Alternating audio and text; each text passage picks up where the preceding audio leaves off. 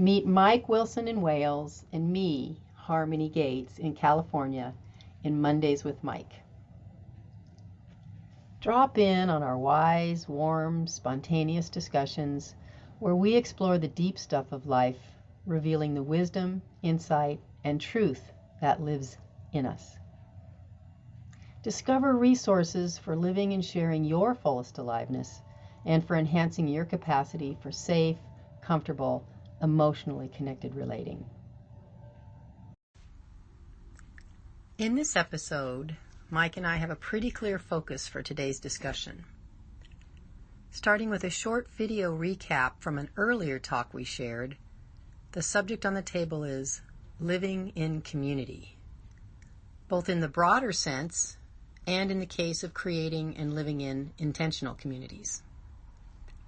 Some of the questions we ponder are guidelines helpful? Are they necessary? How can we manage interpersonal conflict? How can we encourage feedback about our impacts on others? What social and communication skills are important to develop in order to promote sustainable communities? Can we allow differing, maybe even what we would consider damaging points of view or worldviews? Can we celebrate one another's freedom to think differently? Is allowing differences the same as agreeing with them? And finally, an open question Mike wants to revisit in the not-too-distant future is, can parents raise children outside of a dominance hierarchy? That is, without imposing authority. We hope you enjoy this episode. Good evening for you. Good morning for you. Right. Before you say about your surprise, I would enjoy a gentler pace than we've had the last couple of calls. Interesting. Mm. Okay. How would you like to manage that? Ah. Mm. I think just to go slower, to sort of pause after speaking, in case I haven't finished speaking. Okay. Something Yeah. like that. Let me know how that is for you.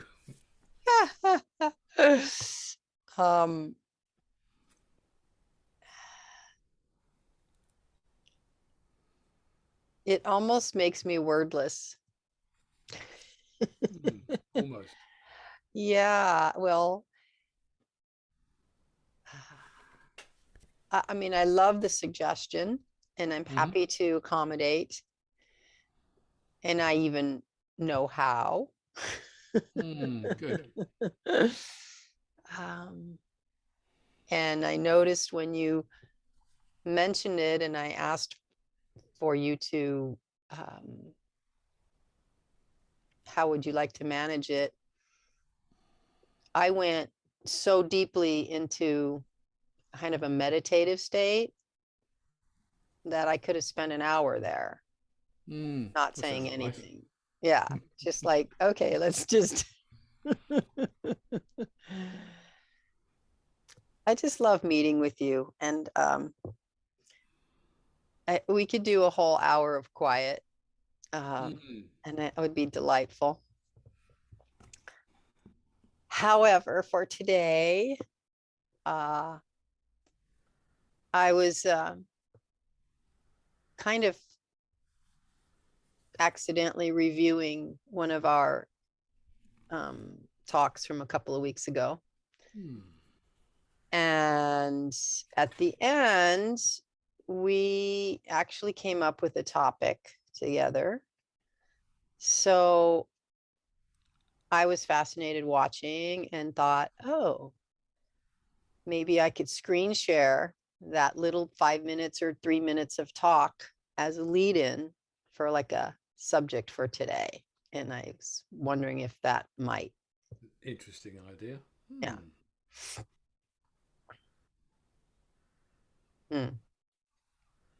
So you're open to watching a little screen share? Okay. Yeah, absolutely. I'm intrigued to how that will work. Okay, me too. That's why I'm excited or was. Hmm. Okay, so I'm going to screen share now the video. And Oh, there we are. I think I can, let's see. Okay, that's good enough. You can see that okay? yeah. Interestingly, without me asking, my window has gone into full screen. My Zoom window. How interesting. Huh, I think mine did too. You're wearing the same top. Yes, that's kind of interesting too. I thought that would be confusing and interesting. So, Mm. so let me just see if I can start it and then I'll pause it when it seems right. Sure. Okay.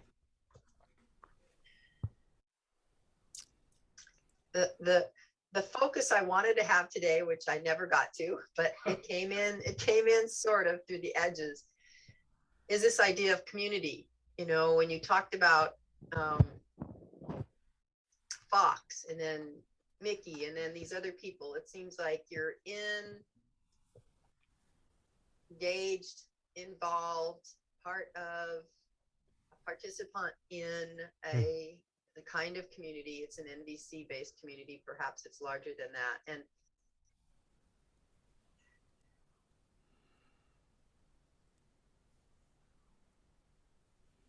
boy, this is a whole topic, but it seems like each time I have joined or become part of a community, I've ended up going, not that. Mm. Mm. You've got that unpleasant memories of being in a religious cult. And That. also the fear, and it's certainly been there for me, and probably caused me difficulties by refusing to compromise. That there's almost like we have to give up bits of ourselves to fit in and match the values and beliefs of this community. And if I refuse to do that, I end up being a bit of an outsider. Right. So I live with a load of hippies, but I didn't want to call myself a hippie. Right. Yeah. And And I didn't. I've had this experience more than once. I've had it in even relationships in that cult, that religious cult, as well as the dance community when I tried to be a part of that and ended up being scapegoated horribly by someone and having the whole community turn against me. Yeah, it's almost like, wow. And it's not because I'm afraid of that, I don't think. I long for community, but I'm not um boy, I move in slowly to find where I can trust it enough that I feel um, that there's enough support within it that if bad things happen, there's still, there's still someone I can connect with. Yeah, yeah. Yeah. I mean, I think that's probably the major difference between most of the, or just pretty much every community I've ever been involved with, and what NGL are doing. Mm-hmm. And it is very much that they are really trying to say, how do we do this? How do we deal with the conflict as it arises? Yeah, yeah. What agreements we have in place for that? So they're very strong on that. Guidelines and for conflict, and also the value of coming to a place with another person that doesn't just push them away or make them wrong, but finds what's happening in their heart and then finding understanding. Yeah. Sort of the, Yeah. I remember the conversation. So here we are. And I'm wondering if you have any place you'd like to start. Probably where I am with living communally is um, sort of not knowing and being curious. I'm assuming that we are wired to live in community. That's how our deep time ancestors lived, and that we seem to have lost that ability. Mm. And almost every community ends up in conflict. I imagined before I first lived in a community, I imagined it would be easy because I thought it's naturally how we're made to live. Mm. And so yeah, I lived in that hippie community that failed and Mm. broke up in the most painful and horrible way that I'm probably still a little scarred by, and yet still interested in community. Yeah.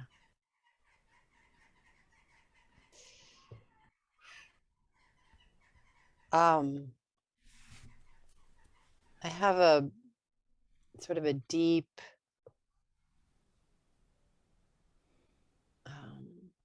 longing, I think, for something that I've only experienced very much a little bit on the edges. Like when it starts to be really easy and comfortable with either one person or maybe a group, feels wonderful, really wonderful. And yet,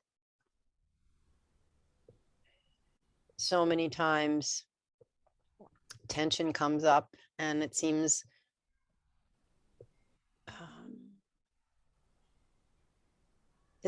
it has a tendency to separate people rather than bring them into curiosity about finding out what's going on with the other person. Instead, we polarize. We tend to polarize and enemy image and make wrong and get very upset in those kinds of conflicts or differences.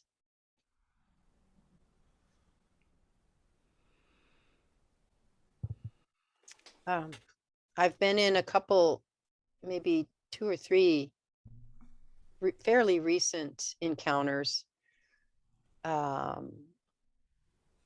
where the other person, unbeknownst to me, was triggered by something I did, something I said. In other words, the triggering was there, but why they were triggered was not apparent to me. What? And here comes the kind of energy that's a pushback. And I will say that twice it's happened in a small group online, and there's been apparently enough safety and trust built among the other members that they held a space for us, myself and the person with, kind of pushback energy, to step through and process it and come to a place of mutual understanding and love and resolution. And then once, just one of those people actually had the courage to call me and say, can we work this out? I have some energy, that I'm making you wrong. And she was very complimentary in terms of my capacity to hear and not be reactive. And we resolved that beautifully. So, and these are all people who have NVC understanding and training. So it's helpful.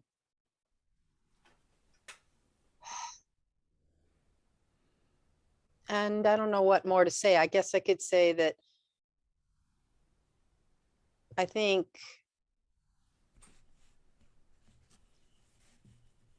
I'm willing to take the impact when someone finds me uncomfortable for them.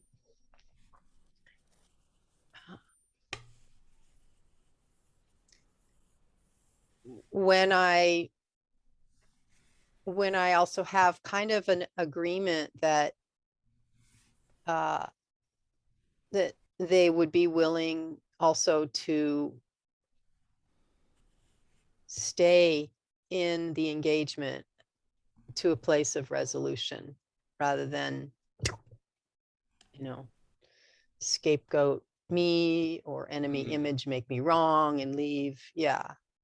So genuinely get through to. Yeah.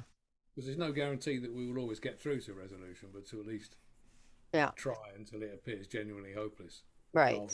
Rather than when I'm running away because it's too scary. Right. Right. And, having the intention and some of the skills, I think, also to slow it down and feel and speak needs and understand what's going on inside of us. How do we give feedback in a way that doesn't trigger shame in the other? Yeah. You can't guarantee that all the time, but we make some effort to consider how will I feed back? Because the alternative is to continue to, because that would be probably many situations, to begin with at least, we'd absorb the impact. Right. If somebody's acting in a way that I don't enjoy, that's okay, it's not that bad. Right. So I keep absorbing it. Eventually, I'm probably going to explode. Exactly. Right. And suddenly we're in a much bigger conflict than we would have been if I'd have said right at the beginning, Mm-hmm. this is Mm-hmm. having some impact on me. And a lot of our culture, especially for women, but I think in general, teaches us to just, don't make waves. Yeah, be nice. Yeah, be nice Be a and good girl. Be a good don't, boy. yeah, don't say, just, Mm. we'll just kind of move through it on its own. He's such a Right. nice guy. Yeah. Mm. So there's that also conditioning. And I, quite frankly, let me slow this down. I have had several people, because I'm a strong person. I am. I'm direct and I'm forthright and I speak my mind. You noticed. I think the qualities I enjoy. Thank you. I appreciate that you do. Um, and I can, so I've had several times in my life where someone who I've not known I was having a negative impact, and then they kind of timidly and tentatively sort of bring it up to me. Mm. And always, all the times I can remember that that's happened, they have been amazed at how I didn't get defensive. I didn't push back. I really could take that input, and that, Pretty unusual. yeah. And people are really amazed that they thought they were going to get clobbered, and they were afraid to speak up to me. Mm. And so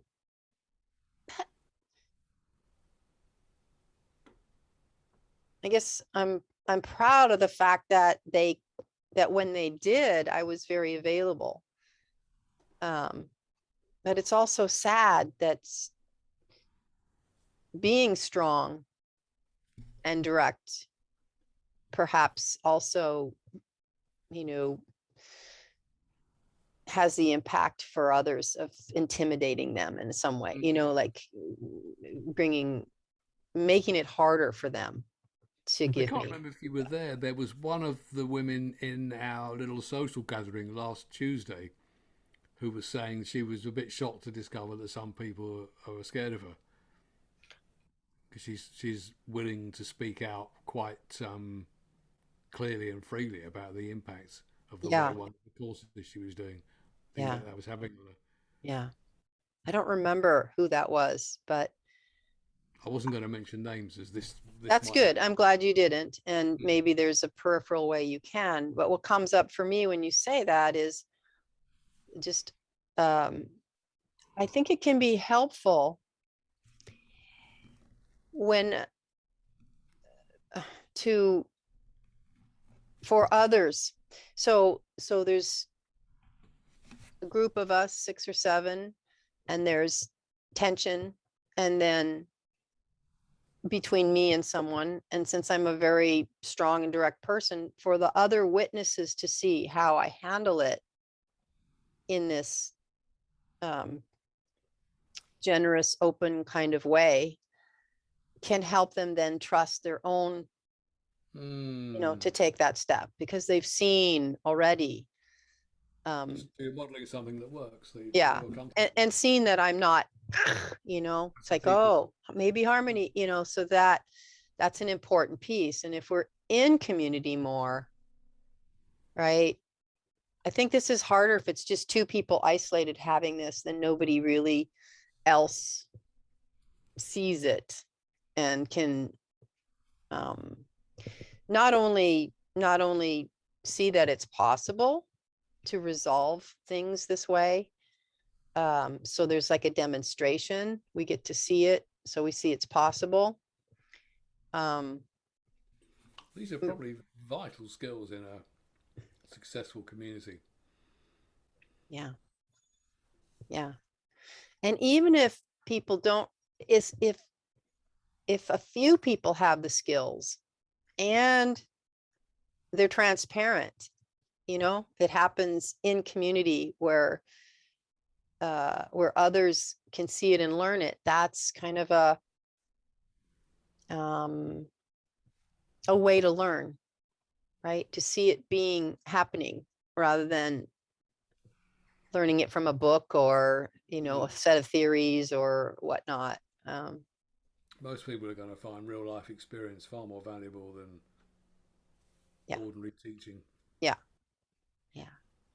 Witnessing the successful Was Mickey repair. the I remember Mickey was modelling difficult conversations on Friday, Mhm. and in fact that was really precious. I mean, she's very Mm, good at it. mhm. How do we have those difficult conversations with people we disagree with? Yeah. So was there actually a disagreement, or was she kind of um, creating a, what is the word I want? Sort of a little play, role play or something where it might happen.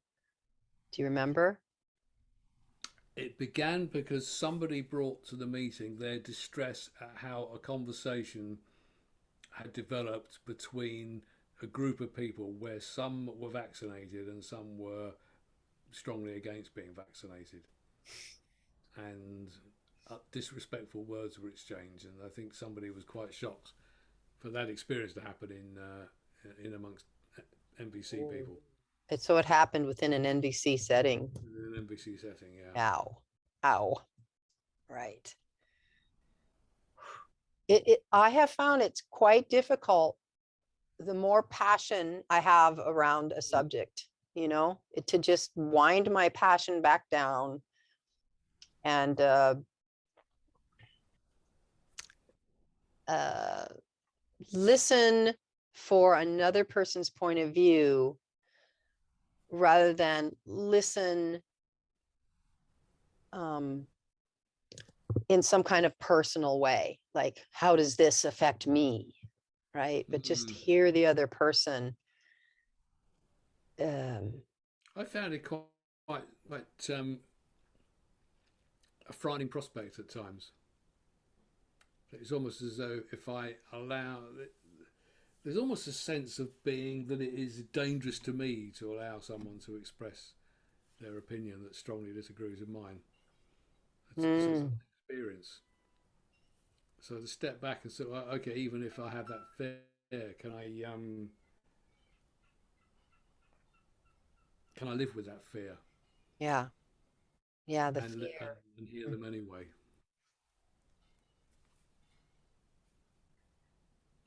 When I think about that, and I have thought about it in the past, my theory about why that's scary, sort of from my own internal inquiry, um, is if I hold a belief really strongly, it somehow is part of my identity. Mm, yeah, yeah. And if I'm going to allow someone to have something very different, it's almost like, oh no, I might have to change my identity. Like that information might threaten my identity, and I find safety in my identity. Yeah, that's an interesting. I'm really glad to hear that. That's been really useful. Yeah, it is. So on some subjects, I guess my position on some subjects is part of my identity. Yeah, yeah. Mm. And I think there is a way. I can't think of an example just now, but where it's so important for me to hear someone else with a different point of view and realize both points of view could be true. I don't have to give up my identity necessarily in order to hear that there's a possibility that others could see it differently. I don't know if that landed or not with you. It seems like maybe not.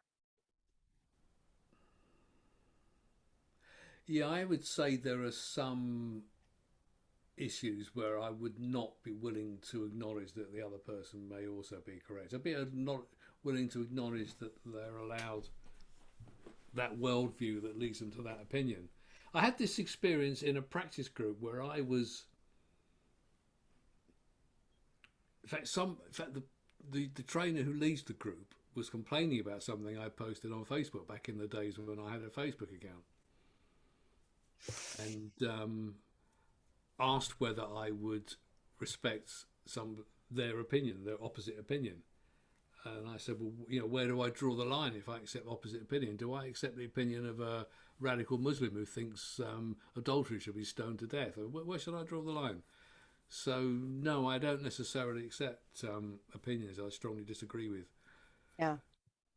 If they disregard clear evidence, good, strong evidence, if they have no argument against the evidence. Or maybe your values. I mean, you're using the word evidence, but I wonder if it can be very, very difficult to accept a set of values that are, an antithesis to what we think are. It's probably quite likely if we peeled right back, the values would be very similar, but the worldview is dramatically different. Yeah, the strategy, the worldview. Mm. Mm-hmm. Mm-hmm. Yeah, your method of obtaining the same objective I want is anathema to me, right? Sort of like collateral damage is okay as long as, right? Mm. Yeah.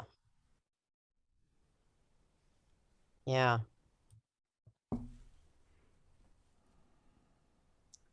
It's difficult. I think it's a really difficult area to allow others to have the freedom of their own, the values or the strategies or the ideas that they've decided, at least for the moment, are the best for the outcome that they want. When it so goes against what our hearts want.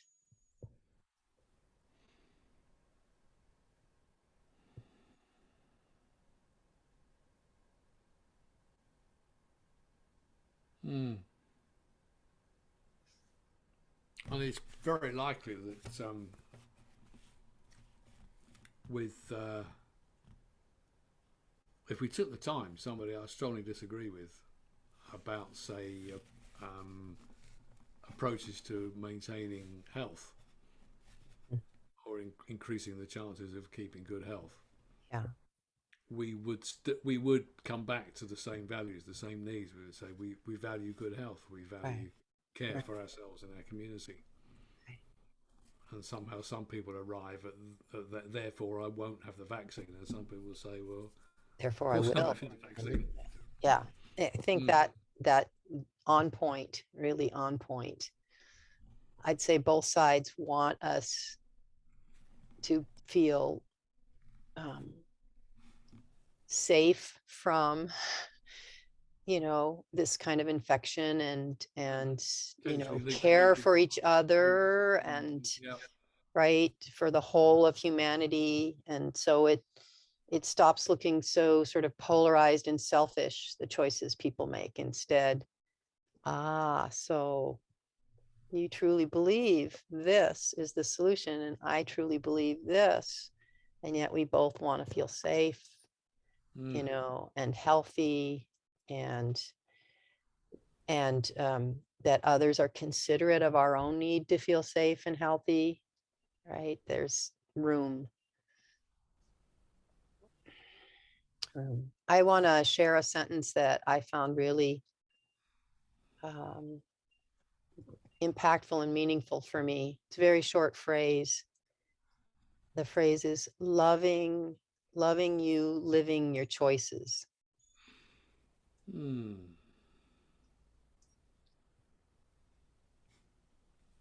And I would still say there will be situations where I would not love someone living their choices because their choices are so damaging to others. Yeah. So that's a challenge to Hmm. love someone living choices that are so different. That's a real okay, because then it depends what we mean by love, because it is that word that is used in so many different ways. It's not always clear what we mean. Yeah.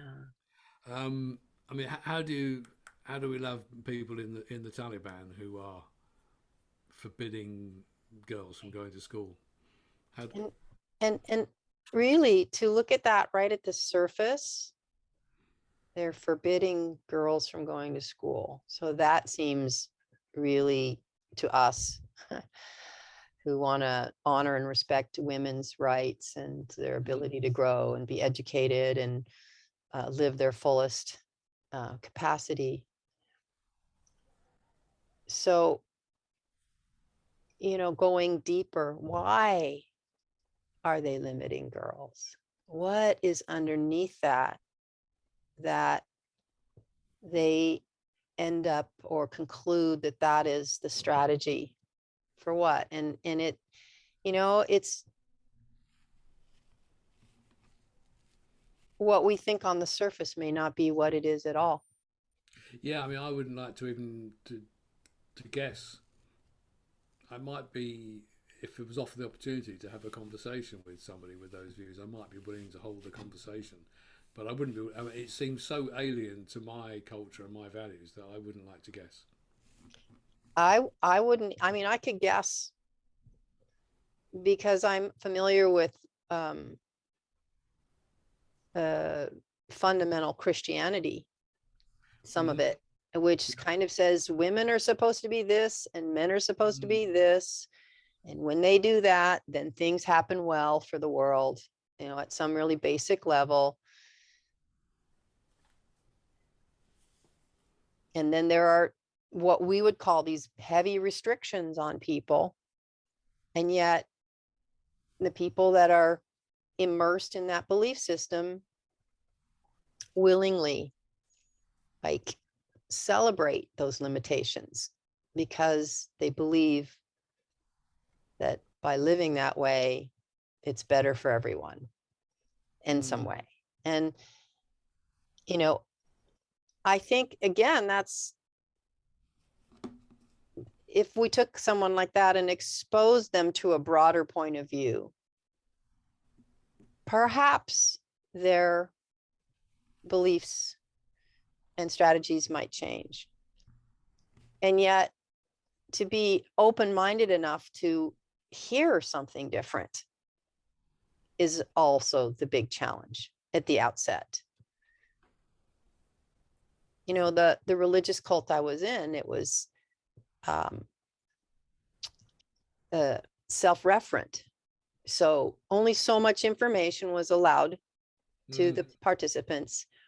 And then if you wanted to check it, you had to use that body of information to check. And so there wasn't any invitation for any other point of view.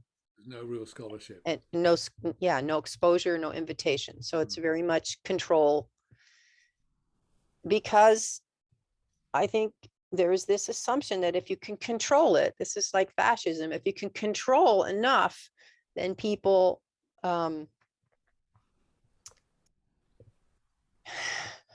you'll get the outcome you want, you know. Um, and yet people really can't be controlled at that level in a sustained way. It's Yeah, just it not our isn't. nature. Yeah. It assumes that it's that sort of style of thinking that assumes that humans are horrible creatures that have to be coerced or given an incentive to do the right thing. Right. or they won't. And because the alternative view is that humans, we all have the same universal needs, and we're trying to get our needs met. Right. So this authoritarian kind of, we have to control human nature or disaster happens. Human nature is terrible. Yeah. Yeah.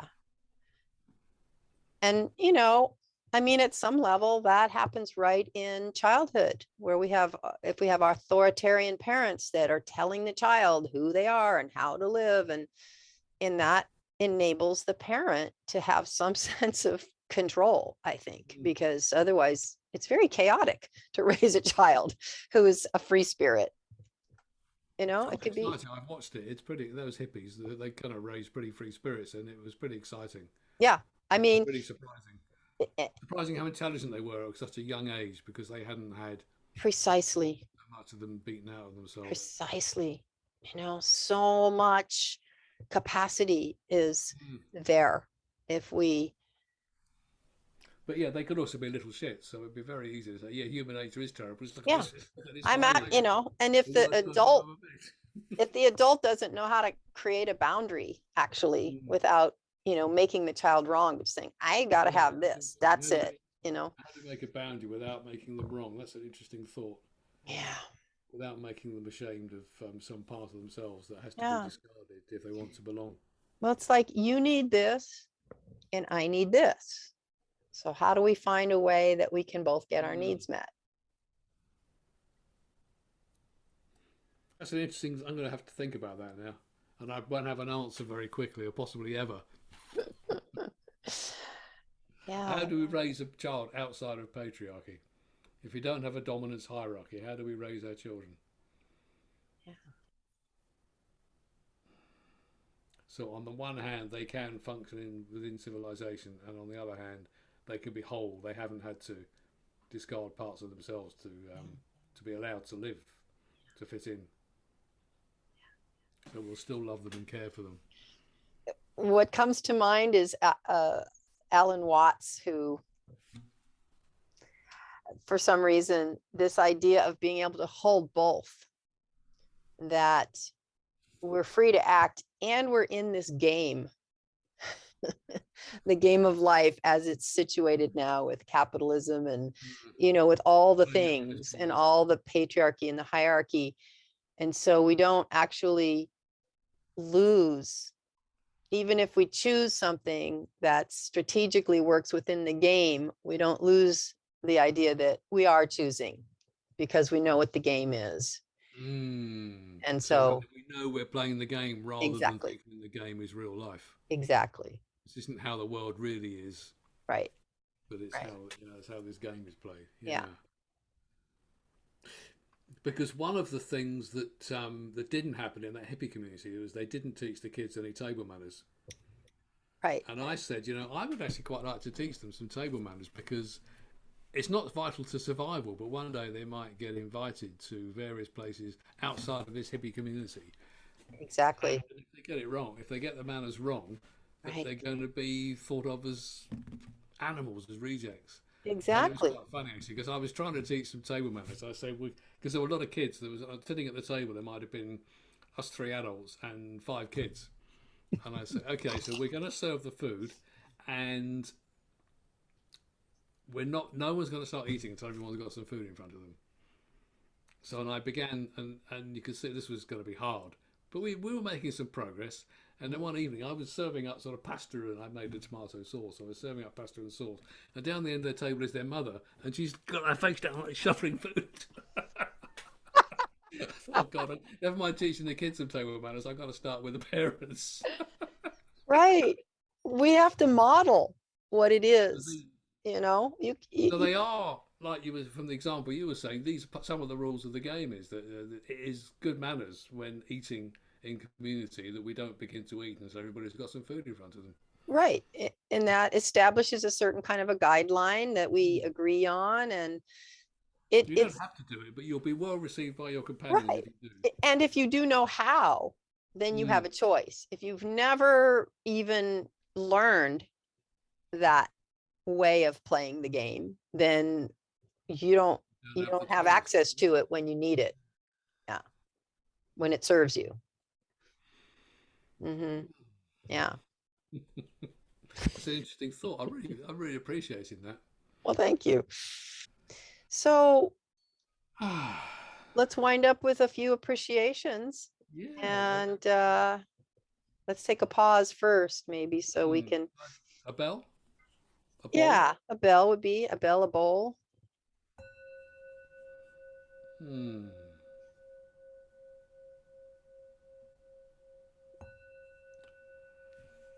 Yeah. It's a nice little punctuation. I find it does remind me to slow down when the mind is racing with ideas and things. This is probably a subject I've really enjoyed this, and I think this would be it's rich, and I'm now carrying questions I might never be able to answer, and it seems like something that would be valuable to revisit again sometime in the next few weeks.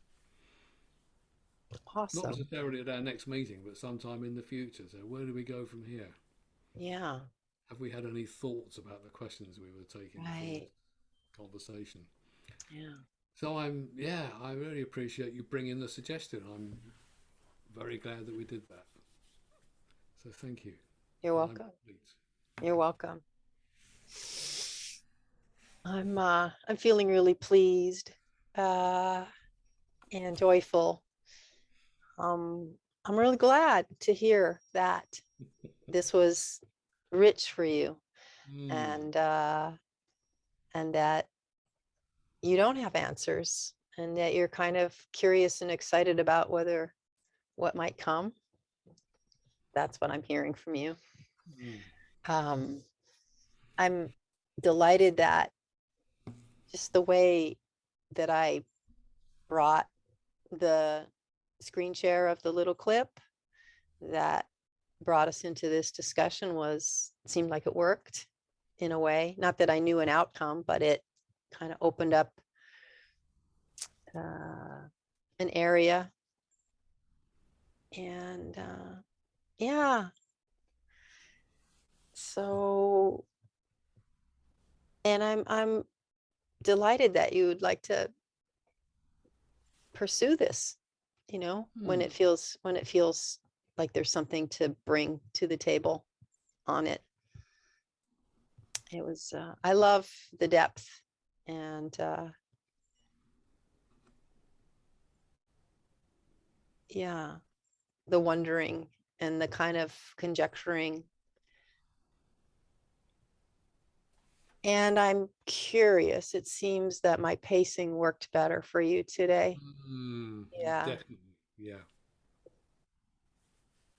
Yeah. Thanks for bringing that in initially, because it sets me and reminds me how to best interact with you. Excellent. Glad it worked for you as well. Right on. I was really pleased also to hear a useful bit of Alan Watts. I tend to not bother with him because he seems to use an awful lot of words to say very little. He seems to have videos on YouTube where he talks for 3 hours, and I think he hasn't said anything useful yet. And I read his biography, and he never admitted in his autobiography that he was an alcoholic who drank himself to death. So he basically died of alcoholism, but he never actually admitted anywhere in his autobiography that he had an alcohol problem. Yeah. It's kind of disappointing. I'm sorry that was disappointing. It shocked me when you said it because I didn't know it. But then I thought, does it make any difference to me? Not a whit, because every person has their challenges. And, for me to see, I found so much value listening to him that it's practically irrelevant to me that he had an issue with alcohol. Yeah. Yeah. In fact, it kind of humanizes him in a way that, how hard for him to be, as to me, so full of his own inquiry that brought him and keeps bringing him information, and yet to be, captured by an addiction also. So Suggesting there was something emotional, behind whatever was happening there. it. Yeah. Yeah, So yeah, there was a terrible pain for him somewhere that he needed that. exactly. Yeah. Mm. And that drinking like that is really lonely. Yeah. Yeah. And I don't remember reading anything in his autobiography that even hinted at what was causing him so much grief. Right. It's terribly sad. There was something that was unspoken. Maybe the family knew, but there was Yeah. no hint of it, anything I've heard about him. You know, and Mm. it may even be the very thing that was causing him grief also brought him to his path of being kind of a philosopher, Mm. teacher, performer, all the ways that he was very unique in the way he Carl crafted Jung, his at the end life. of his life, said, "My work will be continued by those who suffer." Mm. Mm. Could you repeat who said that? Carl Jung. Oh, okay, Carl. Yeah. Yeah.